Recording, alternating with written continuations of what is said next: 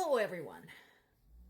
Today, British sources are the ones to watch for the news about the war in Ukraine because as US is still trying to figure out what they're doing.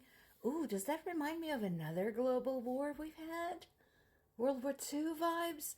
Anyway, UK had stepped up and signed what they're calling an unprecedented security agreement with Ukraine.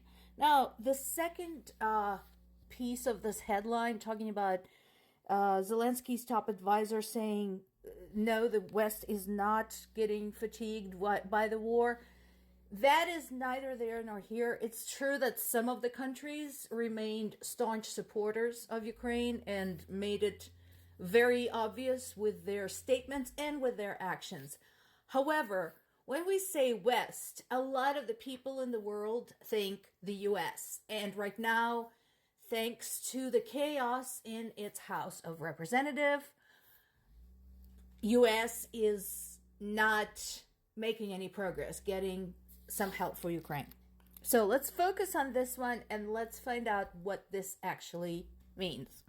So there was a meeting between Rishi Sunak and Vladimir Zelensky in Kyiv, which again is, it's a big gesture because Russian media has been trying to portray Zelensky as a beggar, kind of, as this overgrown Oliver Twist going from country to country saying, please, sir, may I have another?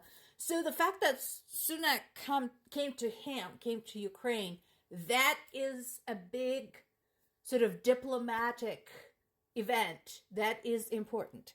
Now, let's move on to the meat and potatoes. What is in this agreement? What does this mean? First and foremost, it means financial support for Ukraine. And it is a statement of support from the UK to acknowledge Ukraine's right as a nation, as a sovereign country, to defend itself. And here's the little interesting bit there.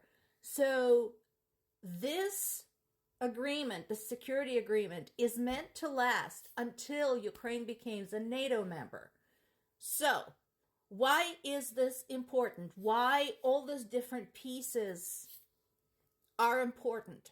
First of all, UK is trying to lead by example. They have committed a number of money to support Ukraine. And what they're doing is basically telling the US,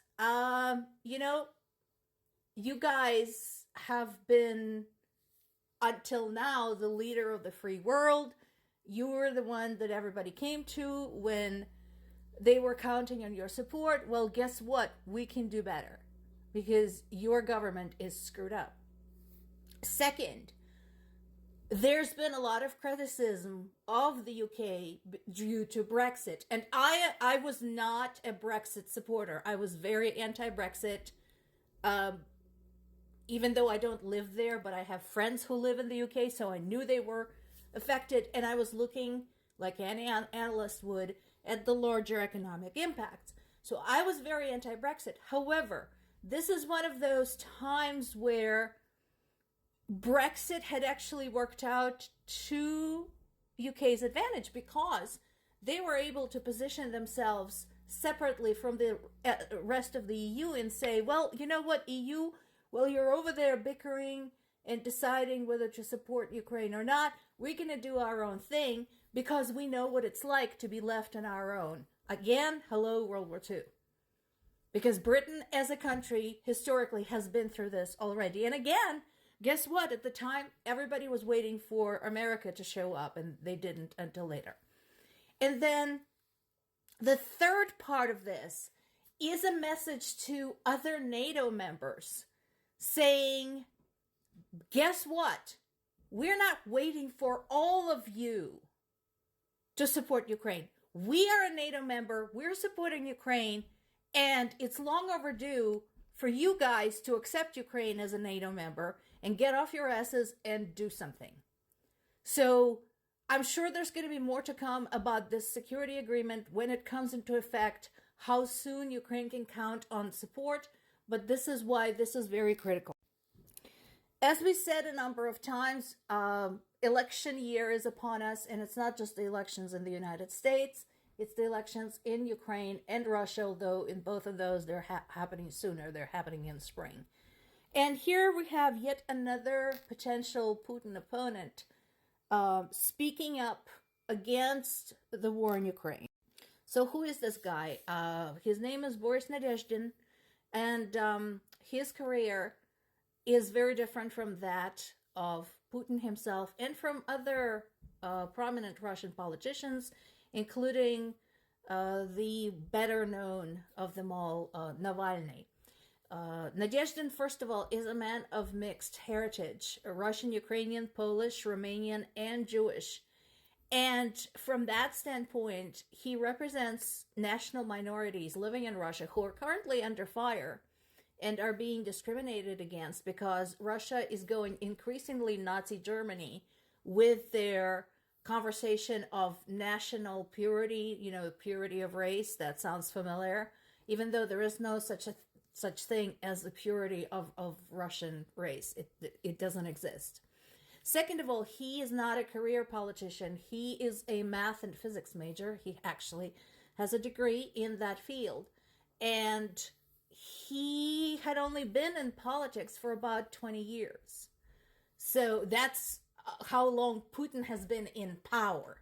So that tells you that as a politician, in historic terms, he's fairly new. At the moment, he represents the Civic Initiative Party that has no seats in the parliament. Nadezhdin himself, however, had served in the Russian Duma, Russian's version of the parliament, for 4 years. So he has some government experience. Now, it's a big question whether he will even be allowed onto the ballot. And as we know from prior experiences, there are two ways Putin and his cronies can approach keeping him off the ballot.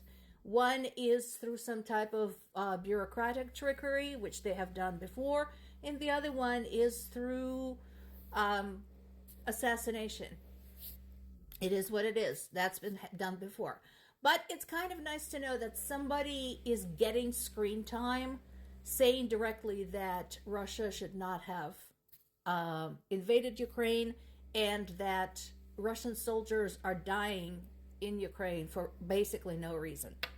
And then there is this beautiful article in Reuters. I suggest you watch it, and the video intro to it is just completely heartbreaking, bringing back the subject I mentioned just a couple of days ago, what's happening with Ukrainian children.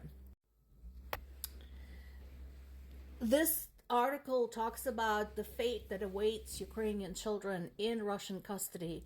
It talks about how they were taken away from their country. They were forbidden to speak their native language. They were forbidden to wear Ukrainian colors, blue and yellow. They were forbidden to mention the war in any shape or form. They were forced to only speak Russian, and they were forced to memorize the Russian anthem. Some of them had their names changed to make them sound more Russian than Ukrainian. And so my question is, where are those organizations that claim that they care so much about children? The UN, the UNICEF, Amnesty International, the Red Cross, where are you all? Or don't you care about children if they come from a country where oil is not involved? Just curious.